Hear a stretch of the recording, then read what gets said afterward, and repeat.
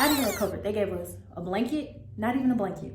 They gave us a sheet, a white sheet, and a pillow. It's just us. I got my red bottle on, they staring, they want me. I got my meat glasses on, these niggas they own me. Welcome to my doghouse. It's just me and you can bring some friends and tell them it's just us, it's just. And the girls, I remember when they brought us up there were 2 girls on EC. So I'm like, this is actually kind of like basic training because there's 2 ECs at the door. So I still don't know what's going on, but I mean, I guess I'm still in the basic training environment. Like, that's what I was thinking. So the girl, she told me where to go, and we picked whatever bed we wanted, and I cried myself to sleep, basically. Like, I laid in that bed. I was cold. I was freezing because, like I said, some windows were busted out and all they gave us were sheets to sleep on. So I found me a bunk bed, and I remember all through the night there was more people coming in. And the reason why everybody didn't come at the same time, because like I said, there were different chalk times. So I guess for every chalk time, there was people like me who didn't get to make it to tech school, and they were getting escorted to where I was too. So it was people coming in all times of the night. So I wasn't getting no sleep. I was just laying there crying. Like, I was crying, and I had my sheet over my head so nobody would see my face, I guess. And I was just laying there and I was just crying. And I remember the next morning came and Reveille went off. Reveille is the little nobody got up. Reveille is when everyone gets out of the bed. Like, you get up and you get to going. Like, that's how it was in basic training. Once Reveille hit, you were out of that bed. You were putting on your clothes. Like, it was fast, quick, in a hurry. But I remember Reveille going off. The lights didn't come on. Nobody got up. It was complete silence. Like, I was like, so what's going on? So I got up and I was like, what's going on? Like, I asked EC, I was like, what's going on? And she was like, they're sleeping in the other bed. Don't be loud. You can go brush your teeth and all, everything, get ready, put on your day clothes, and yeah, just sit here and wait until we have to go upstairs. And that was the tone of voice. It was just like, whatever. So I remember doing that. I remember trying to go through my stuff, find my toothbrush and stuff, because it was all still packed up. I didn't unpack or anything. And so I remember me trying to find my stuff, and I remember this girl, she came from the other bay. She came over there and she began to talk to us, and she was like, guys, I don't know what your situation is. I don't know what you're here for. You probably don't even know what you're here for. But all I know is that it's a place where we have to uplift ourselves, and it's not going to be long for some of you, but some of you might be here forever.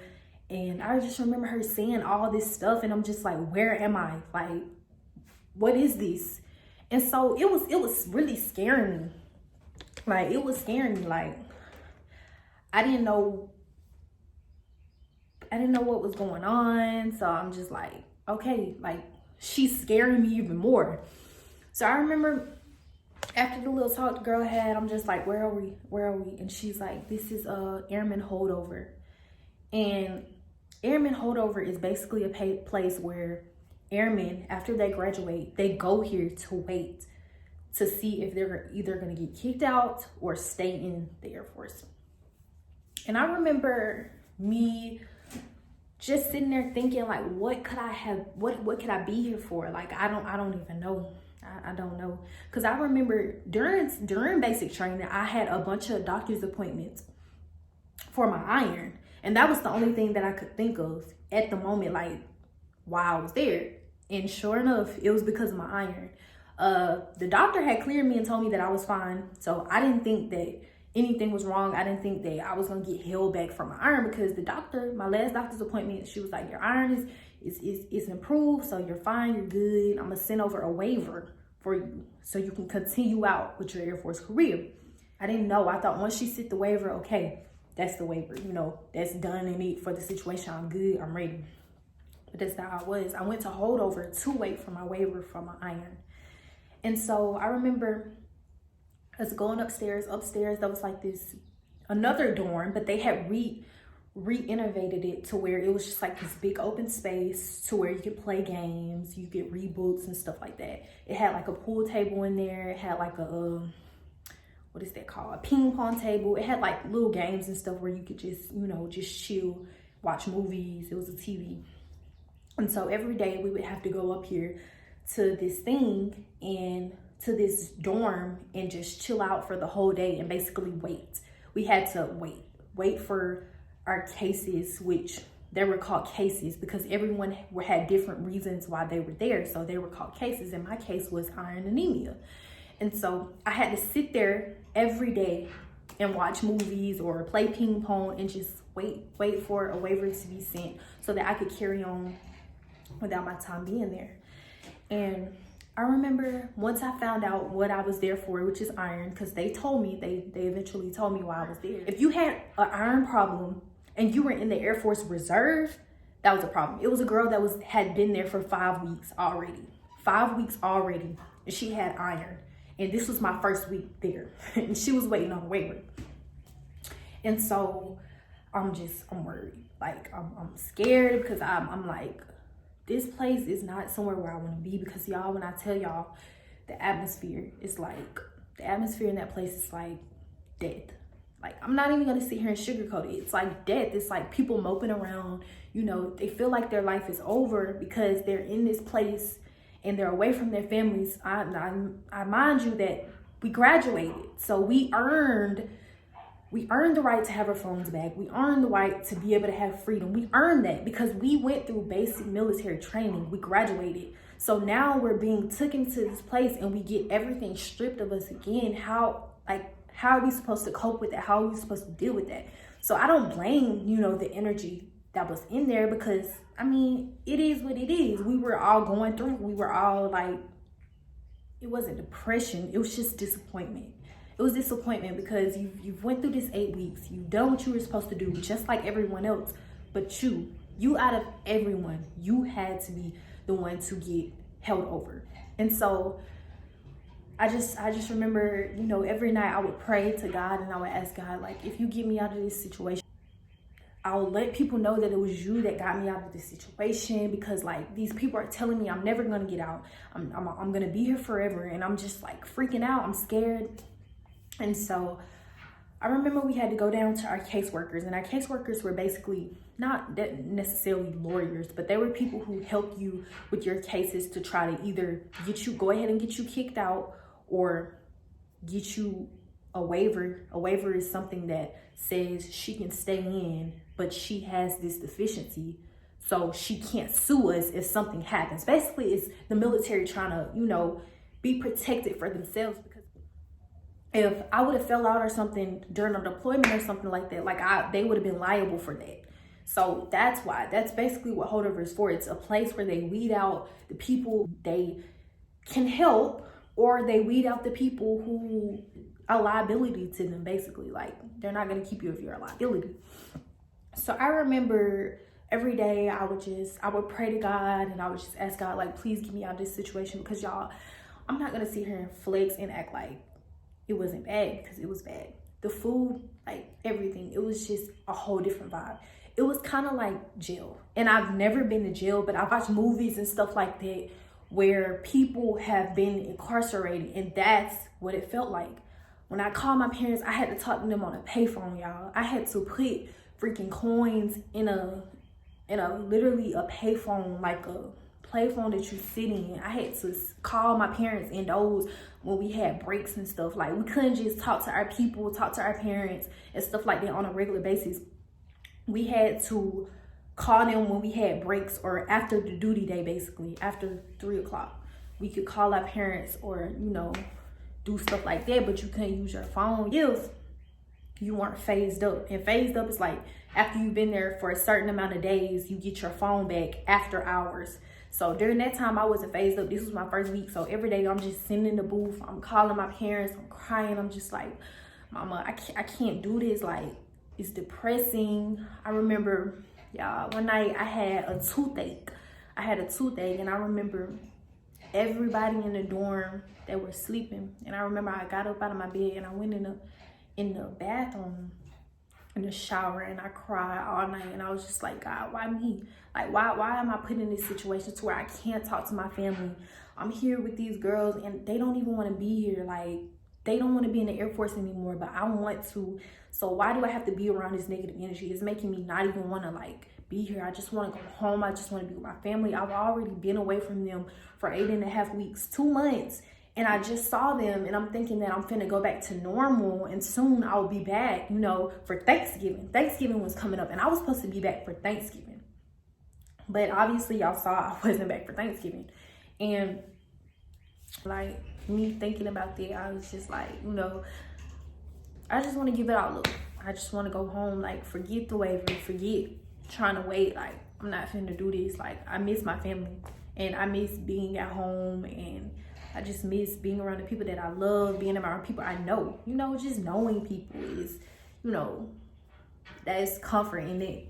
So I was just like, I'm done. I'm done with it. I can't do it anymore. And I remember my mama, she was like, you're not done. You're not giving up that easily, because you just went through 8.5 weeks. So why can't you sit here and wait to see what they gonna say and how they gonna determine the situation? Why just tell them that you don't want to be here anymore, so you don't even have a chance? Like, you not gonna get a chance if you tell them that you don't even want to be here. They just gonna send you home. So I'm just like, I'm thinking about it. I'm like, Mom, you don't understand what I'm going through. I kind of caught an attitude with her, y'all, because I was just like, you saying all this stuff, but you don't know what I'm going through. You not here. You with everybody that you love. You with Daddy, you with Jalen, you with all the people that you know, and I'm up here in Texas by myself with people I don't even know. Like, you can't tell me nothing. That's how I felt. I just felt like everything everybody was telling me, nobody could understand what I was going through because nobody was there. And I felt like everything people were saying, even positive stuff, I just let it go in one ear and not the other. I didn't want to hear nothing, because in my heart, I just felt like y'all just talking. Y'all don't know how I feel, so y'all can't tell me nothing. That's just the attitude I had. And then I began to think about it, and I was just like, Mama, you right. I'm going to stick it out. I don't care how long it takes. I'm going to stick it out. And so I remember me going to my caseworker. Everyone, they had attitudes. I'm not gonna lie. Everybody, they just had attitudes because they were ready to get out of that situation. And I mind you, like, I know how it felt for me being there in 1 week. So I can only imagine how it felt for the people that had been here for 5 weeks, months, 3 months, 4 months. It was people that had been here for a long time, because it was people in there for different reasons. Some people had broke their arms. Like, people were in there for broken foots and all this extra stuff, and they had to heal before they can even start their process. Like, it was just a lot of, depending on your case, that's how long you was gonna be in there. So you just never really knew. And so I was just like, I remember one day I went down to the caseworker, and I didn't have an attitude. I humbled myself, and I was just like, don't have an attitude, because these people in here, they are not the reason why you are here. So it's no reason for you to have an attitude with these people. So I remember going in there, and I'm not gonna say her name because, you know, I haven't got permission from her to say her name, but I just want to let y'all know that this woman, she was my everything in holdover. She was my support. She was my comfort. Matter of fact, she was my mama. She was my second mama in holdover. And so I went in there with a good attitude. And I said, I want you to be honest with me. I said, how do people with anemia, how does that situation end up being? Like, do people with iron deficiency, they end up getting kicked out, or do I have a chance? And she said, it all depends on the case. That's how she said it. She said, it all depends on the case. And so I went out of there. I went out of there with a little more confidence than what I came in there with, because I was expecting her to say, you know, you don't got no chance, because that's what all these girls were telling me. So even her just telling me it all depends on the case, that made me have a little more, you know, confidence, and being a little more happy with where I was at, you know. And I let my mama know what she had said, and I was like, Mama, I'm gonna stick it out. I'm gonna listen to you. I'm gonna pray. I'm gonna ask God, you know, give me a sign of what you want me to do, because I don't know what to do. You know, I have the choice of saying I don't want to be here no more, I just want to go home, and I do have the chance of saying I want to fight my case. And so I remember that night. I will never forget this, y'all. It was the scariest thing ever. I remember that night after I had told my mom I was gonna pray to God for God to give me a sign. I prayed that night before I went to bed, and I prayed every night. I prayed every night when I was in holdover. I prayed every single night. I got on my knees, and I prayed every night. And so that particular night, I said, God, I want you to give me a sign of what you want me to do. So that night, I had a dream, y'all. I had a dream, and it wasn't just like a dream with me in it. It was a dream with a piece of paper, and the paper said approved. That's what the paper said. It was just a piece of paper, and it said approved. And when I woke up, after I saw that, I woke up and I was happy, y'all. I remember telling my girl Muhammad, I was like, girl, I just had a dream. God finna answer my prayers. I'm finna be out of here. I was just confident. I was like, I'm out of here in this day. Like, I'm not worried about it. My God already gave me my answer to the situation. So everything everybody else got to say is going in one ear and out the other. And that's just it. That's how I felt that morning when I got up.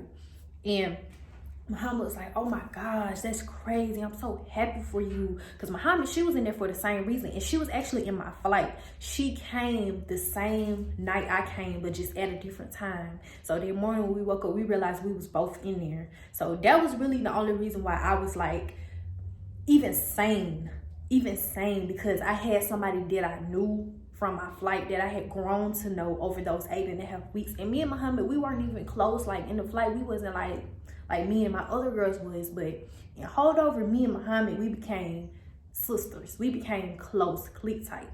So Muhammad was on the top bunk, I was on the bottom bunk, and she was like, oh my God, you know, I'm so happy for you. She was just like happy. She was happy. And so we went to our caseworker that day, and my caseworker said, I have some news for you. And I could tell by the look on her face, it wasn't good news. I could tell by the look on her face, it was not good news. The way she said it, it wasn't mean or sad or anything. It was just a mellow tone, and it was just like, she wasn't excited. She was just, she was doing her job. So she was like, your waiver came back, but it got denied. And I looked at it and I said, yes, ma'am. And I said it just like that. And she said, did somebody tell you already? Because you're taking this pretty well. And I was like, no, ma'am, nobody told me. I was like, but is there anything that I can do to fight this case or to tell my side of the story? And she was like, yes. What you can do is you want to write a rebuttal. That's the correct term for a rebuttal. And a rebuttal is where you write your side of the story. You tell how you feel about them denying you or trying to discharge you or kick you out. And they can either approve it or deny it again. And so I said, that's exactly what I want to do. When can I start my process with this rebuttal? And she was like, whoa, like you moving fast. Basically, she was just like, whoa, like you know what you want to do. So, you know, they gonna let you know when you can do it. And that's when you propose your stuff. She was honest with me. She was like, I'm not gonna sit here and tell you that it's gonna go through, because most of the time with your case, you're reserved people, they have to be ready to deploy at any time. And with you have an iron deficiency, that can be a problem. So I'm just gonna be honest with you. It might not go through. It might get denied again. But I think it's a good choice for you to rebuttal. I think people should know your side of the story. So she told me that I should rebuttal. And that's exactly what I was gonna do. And I remember that day, after duty day was over, I called my mama again. And I told my mama what was going on. And I was sad. I'm not gonna lie. I was sad. I was crying. I was getting ready to give up again. I was telling my mama I'm getting ready to give up again. And my mama, she had me looking up stuff, searching stuff like, you can do this, you can do that. When you write your rebuttal, make sure it's really strong, it's really impacting, it's really powerful, so that it can speak to them. Let them know that you didn't even know you had iron, because that's what they had proposed to me on the case. They said it got denied because I was fraud. They said I was fraudulent. I was a liar. Basically, that's what they were saying on the paper. When they said denied, underneath it said because I was fraud. I lied to them and I knew I had iron deficiency and I just didn't say anything. And that wasn't the case. And I couldn't go out with my name, Celeste North as a liar. And not just people saying that I'm a liar. This is on written paper that I am a liar to the government. This is going to be in their system forever that I got denied from the Air Force because I was a liar. So when I got out, me trying to get jobs, that was going to be on my record. So that was not flying with me. So I had to write a rebuttal. And I told my mom, and my mom said, this is a good idea. You need to write a rebuttal. All this extra stuff. So I had to have my rebuttal turned in by a certain time. And so I went in my bed that night and I wrote my rebuttal. And I'm not gonna tell y'all, I'm not gonna read it because I still have it. I still have it. But I'm not gonna read that because it was long. And I just basically told them how I didn't know. So the fraudulent thing is not true, and I didn't know. I told them that they could look at my medical records, and if they look at my medical records, they will see that I've never been to the doctor for iron deficiency. I told them that how come they're trying to keep me out when I passed my PT test. I never passed out or had any symptoms of iron during basic training, and I graduated basic training with Thunderbolt and all this other stuff. Like, how could you kick out somebody like me? Like, how could you do that? You know, that's basically what I was telling them, but in different words. And so they got people to read over our stuff because they wanted to sound professional. So they got lawyers, like we had our personal lawyers, and they read over it and they put it in, you know, correct terms and all this extra stuff. They read over it, they put it in correct terms. And the man, he just went ahead and told me, he was like, this is another iron case. Like, I'm not gonna lie to you.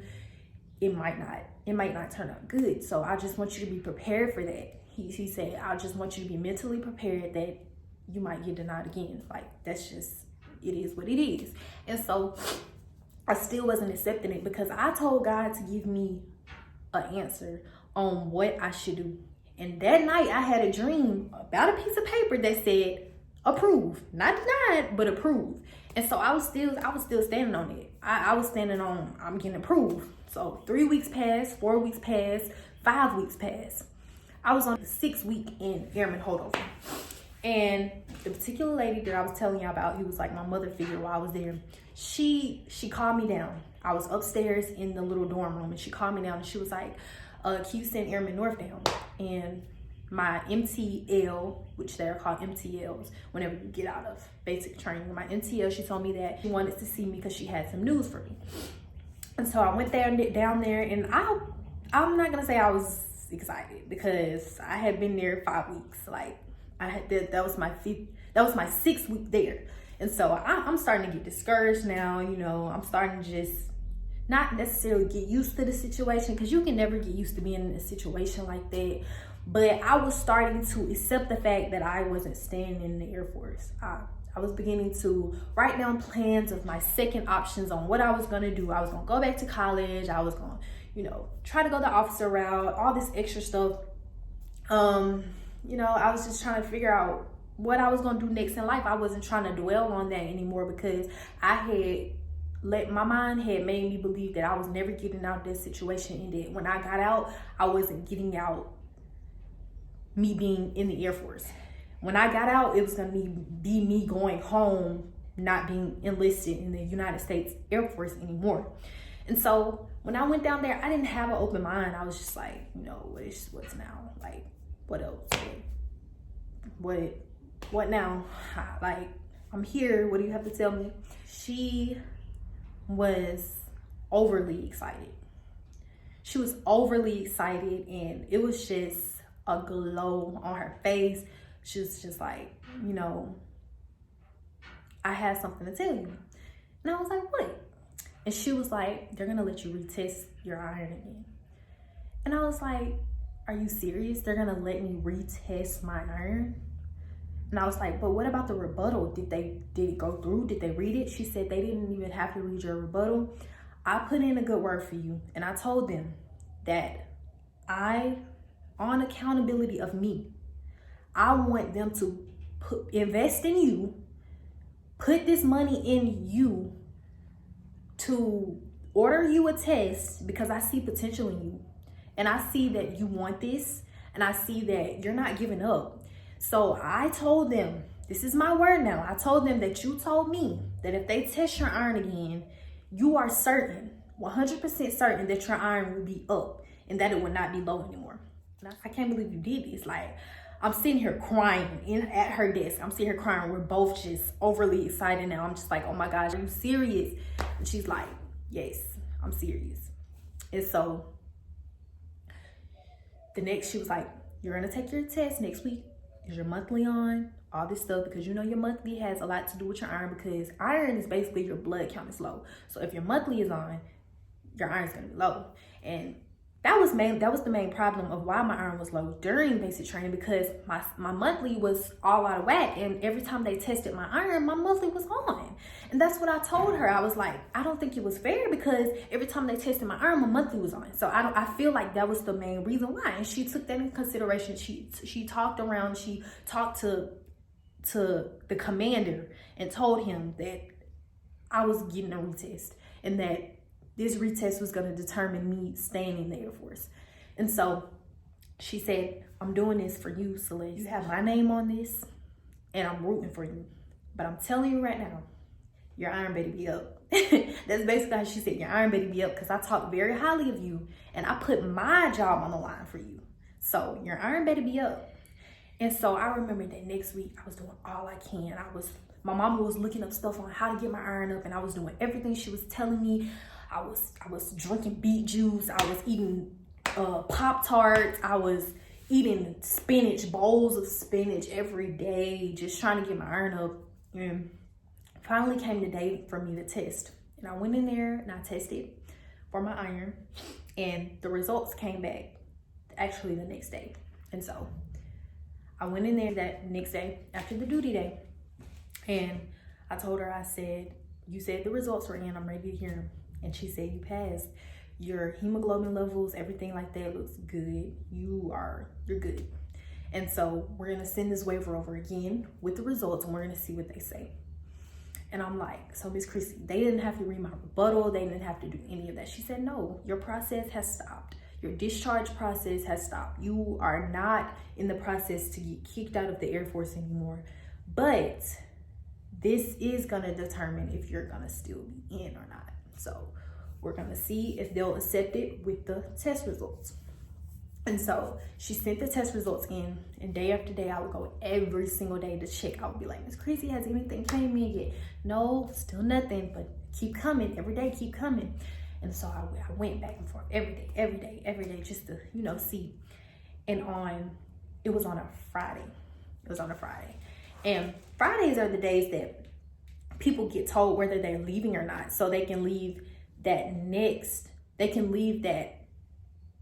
Monday. Yeah, they can leave that Monday with the other chalk times, with other basic training. Basic training is going on this whole time. Like, there's different flights coming in. And so whenever people in the holdover, they would get cleared, they would ship out with these people who were just graduating from basic training.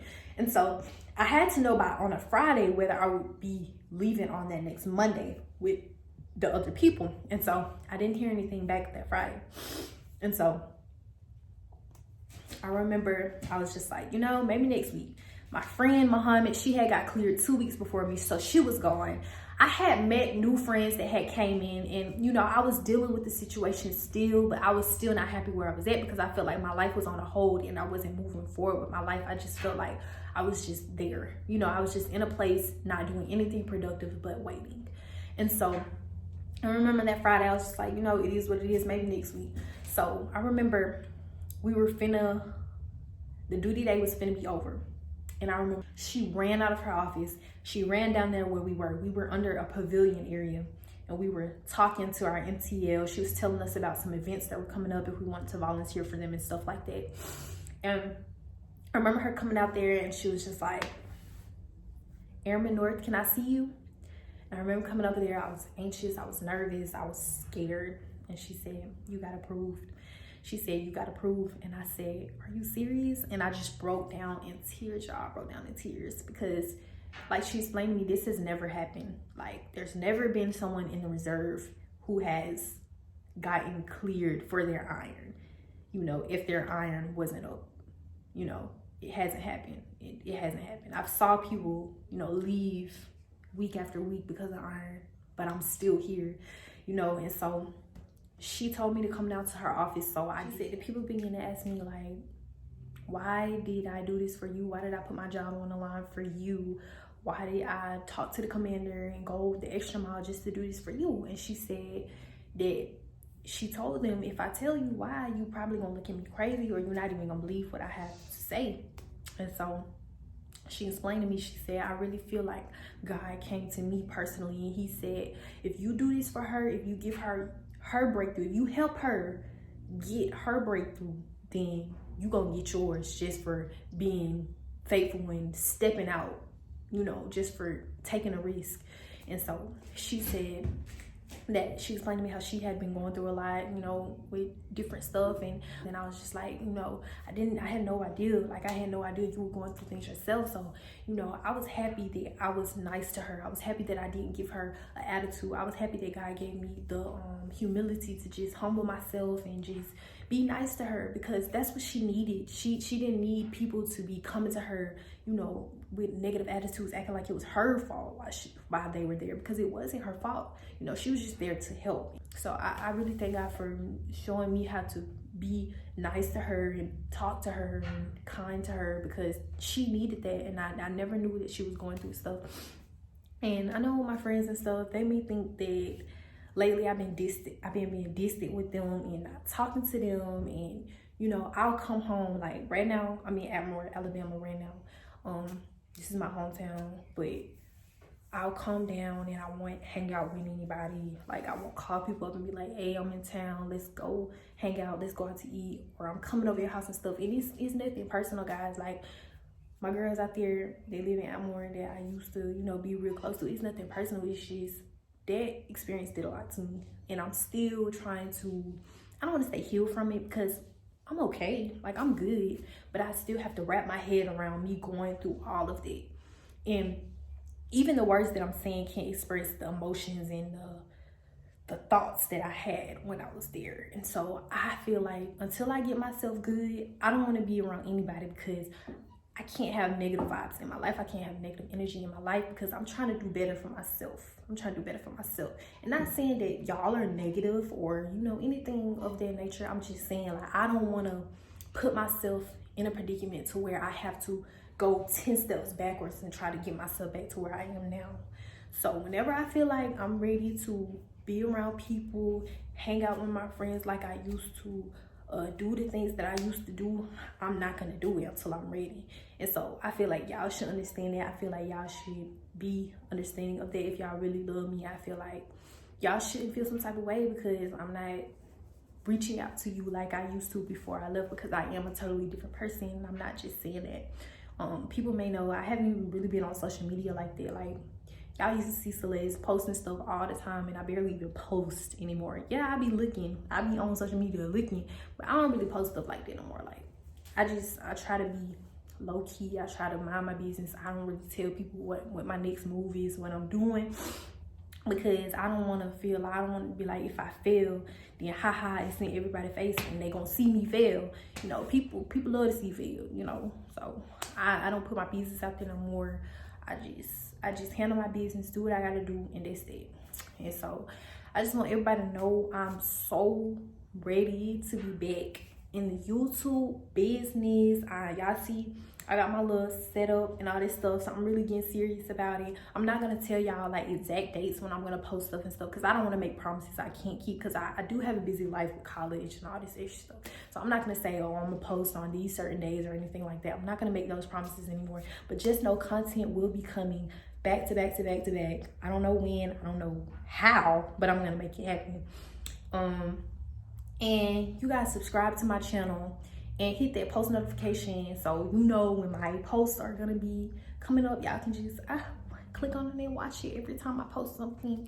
Y'all will know when I be posting stuff. And yeah, y'all hit that like button. I know this video is really long. None of my videos gonna be long like this for real, y'all, because yeah, that's just boring. Nobody want to watch long videos. But I had to tell my story, and I had to let everyone know why I've been gone, why I disappeared after I came back from basic training.